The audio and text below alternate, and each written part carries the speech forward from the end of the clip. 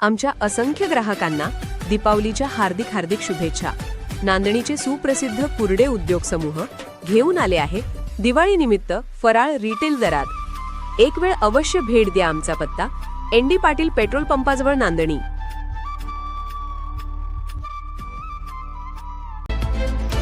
आपण पाहत आहात आरके न्यूज, बातमी तुमची, आवाज आमचा। राजू कुरडे आणि परिवाराकडून आई वृद्धाश्रमाला दिवाळीची गोड भेट। निमशीर गावातील आई वृद्धाश्रमातील अनाथ निराधार वृद्धांची यंदाची दिवाळी होईल की नाही याची शाश्वती नव्हती।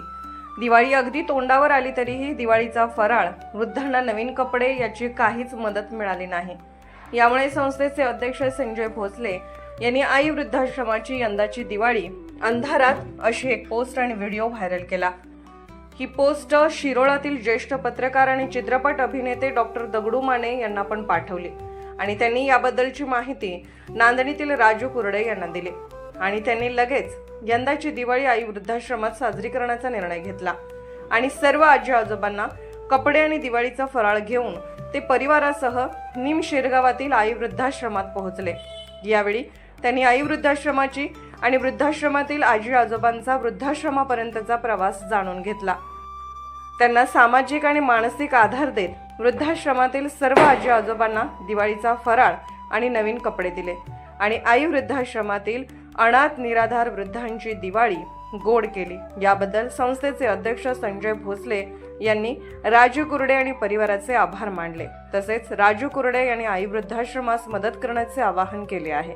यावेळी राजू कुरडे, वृषभ कुरडे, सौ सौंदर्या वृषभ कुरडे, सौ सोनाली राहुल कुरडे, कुमारी सारा राहुल कुरडे उपस्थित होते। माझं नाव संजय भोसले, मी आई वृद्धाश्रमाचा संस्थापक अध्यक्ष आहे।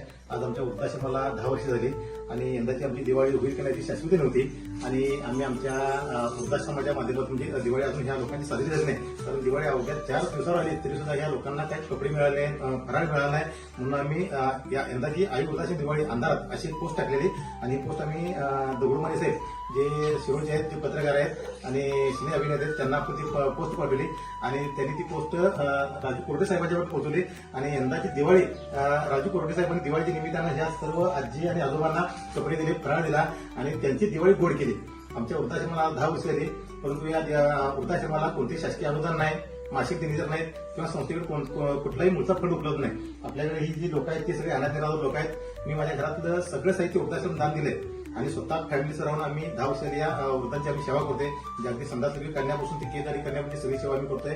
गेली 5 वर्ष आमचं वृद्धाश्रम देशमुखमध्ये होतं आणि आम्हाला तिथे जागा नव्हती, त्यावेळी आम्ही भाड्याच्या घरात होतो। आता मी माझी स्वतःची जागा 3 गुंठे जागा मी जागा विकली आणि वृद्धाश्रमाला 3 गुंठे जागा दिली आणि या जागेवर लोकवर्गणीतनं हे सगळं बांधकाम पूर्ण झाले आणि आता जे आपण बघताय ते सगळे अनाथ निराधार लोक आहेत, मुलं आहेत, नातेवाईक आहेत, पण यांना कोण सांभाळायला तयार नाही आणि आपल्या वृद्धाश्रमामध्ये मुलं किंवा नातेवाईक असणाऱ्या लोकांना आम्ही घेत नाही।